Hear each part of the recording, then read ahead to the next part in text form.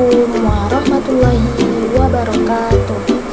Baiklah, di sini Bunda akan menceritakan mengenai kisah kancil yang mencuri timun. Selamat menyaksikan. Di pagi yang cerah, matahari bersinar dengan indahnya. Pak Tani berangkat ke ladang dengan riang gembira sembari memangku pacul. Aku akan memeriksa kebun timunku. Barangkali besok sudah bisa dipanen. Demikian gumam Pak Tani. Tetapi sesampainya di kebun timun, alangkah kagetnya Pak Tani. Buah timun di kebunnya banyak yang rusak. Aduh, siapa yang merusak kebun timunku ini? Mengapa harus dirusak? Kalau mau ambil, boleh saja tinggal ambil. Aku bukan petani yang pelit, ujar Pak Tani. Dengan hati muram, Pak Tani pulang ke rumah. Ia menduga-duga hewan apakah yang suka mentimun. Pasti si kancil, gumam Pak Tani. Pak Tani mencari akal untuk menjebak kancil. Ia membuat orang-orangan yang diberi berkat yang sangat kuat. Menjelang sore, orang-orangan itu sudah selesai dan dibawa ke kebun timun milik Pak Tani untuk dipasang. Aku tahu kancil hewan yang cerdik. Ia akan mengejek orang-orangan ini, ucap Pak Tani. Tapi rasakan nantinya ya, pikir Pak Tani. Benar saja, malam harinya kancil mendatangi kebun itu. Ia tertawa sinis melihat adanya orang-orangan itu. Cuma orang-orangan, siapa takut, ucap si kancil. Lalu kancil melintasi orang-orangan itu, dan kini dia memakan buah timun-timun yang muda. Ternyata tidak banyak buah yang dimakan kancil, hanya 3 buah timun saja. Ia sudah merasa kenyang. Ia juga tidak merusak timun yang lain. Nah, setelah kancil puas memakan timun, kancil lalu menghampiri orang-orangan. Sifat jahilnya kambuh. Ia pukul orang-orangan itu dengan kaki depannya. Aduh, kenapa kok melekat? Kaki kancil kaget. Hei orang-orangan jelek, lepaskan kakiku. Kalau tidak, aku pukul lagi kau, ucap si kancil. Tentu saja orang-orangan itu tidak hanya diam saja. Tentu saja orang-orangan itu diam saja. Kancil memukulkan kaki depannya yang satu lagi. Plak! Kini kedua kaki depannya melekat erat di baju orang-orangan. Perekat yang dipasang di baju orang-orangan sangat kuat. Kancil tidak bisa melepaskan diri. Semalaman kancil menangis. Di pagi harinya, Pak Tani membawa pentung. Ini dia biang kerutnya. Tangkap kau, ucap Pak Kancil. Cil, kau boleh saja memakan timunku, tapi jangan kau rusak buah yang lain. Ampun Pak Tani, bukan aku yang merusak timunmu. Aku cuma memakan 2 dan 3 buah saja kok, ucap si Kancil.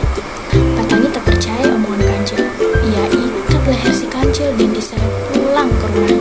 Di rumah Pak Tani, Kancil diletakkan di dalam kurungan ayam. Batu ini cukup berat, tak mungkin kau bisa melepaskan diri. Aku akan pergi ke pasar untuk membeli bumbu sate, ucap Pak Tani. Ampun Pak Tani, aku jangan di sate, rengek si Kancil. Pak Tani pergi ke pasar. Pada saat itu, ada seekor anjing mendatangi kurungan si Kancil. Cil, kenapa kau dikurung begitu? Tanya si anjing. Loh, apa kau tidak tahu, anjing? Kancil balas bertanya.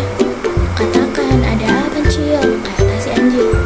Begini anjing, aku ini kan diambil menantu oleh Pak Tani.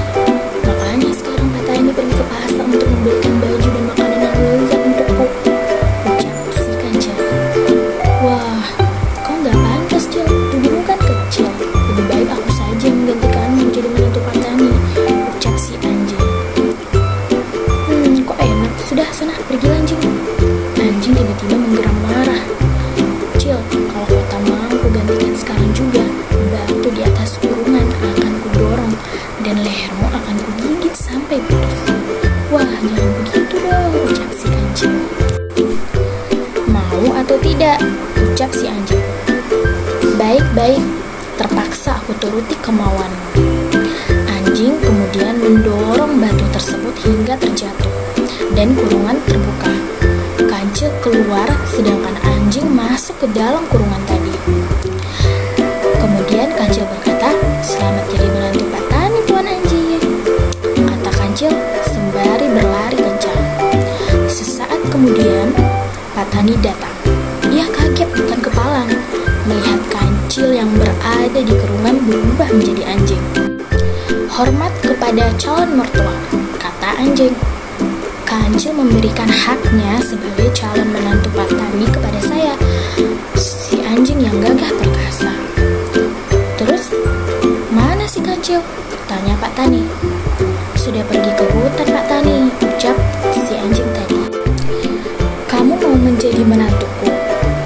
"Benar, Pak Tani," ucap si anjing tadi dengan gembira. "Sekarang keluarlah dari kurungan, lalu duduklah yang manis dan pejamkan matamu. Aku akan memanggilkan putriku di dalam rumah," ucap petani. Anjing menunggu dengan hati berdebar. Petani muncul kembali, tapi bukannya dengan putrinya, melainkan dengan pentungan. "Nih hadiah untukmu," teriak petani sembari memukul kepala dan punggung si anjing. "Tunggu, ampun!" Anjing menjerit dan melarikan diri sambil membawa dendam karena merasa tertipu oleh si Kancil. "Awas kau ya, Cil, jika ketemu langsung kugigit kau," ucap si anjing. Kancil sudah sedari tadi berlari kencang, namun karena jalannya lambat, maka dalam beberapa saat si anjing sudah bisa menyusul di belakangnya. "Wah, gawat, anjing sudah berada di belakangku," kata si Kancil dalam hati. "Aku harus segera bersembunyi." Anjing sangat marah karena ditipu oleh Kancil. Sekujur tubuhnya masih terasa sakit setelah dipukuli oleh Pak Tani. Anjing berlari kencang mengejar Kancil. "Hei Kancil, kurang ajar, tunggu aku gigit kakimu." "Loh, kok marah? Kau sendiri kan yang meminta diambil menantu Pak Petani," ucap si Kancil sembari mempercepat larinya. "Tapi kau menipuku," ucap si anjing pula. "Salahmu sendiri, kok mau?" ucap si Kancil. "Pokoknya kalau ketangkap, kau akan aku hajar," ucap si anjing. "Hehehe, tak mungkin kau bisa menangkapku," ucap si Kancil. Nah, jadi pesan moral yang dapat teman-teman ambil dari kisah Kancil yang mencuri timun ini adalah yang pertama, dalam cerita si Kancil, jangan pernah mengambil suatu barang yang bukan menjadi hak atau milik kita, dan jangan suka berbohong.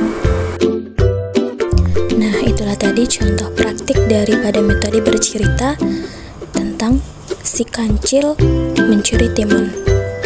Terima kasih. Wassalamualaikum warahmatullahi wabarakatuh.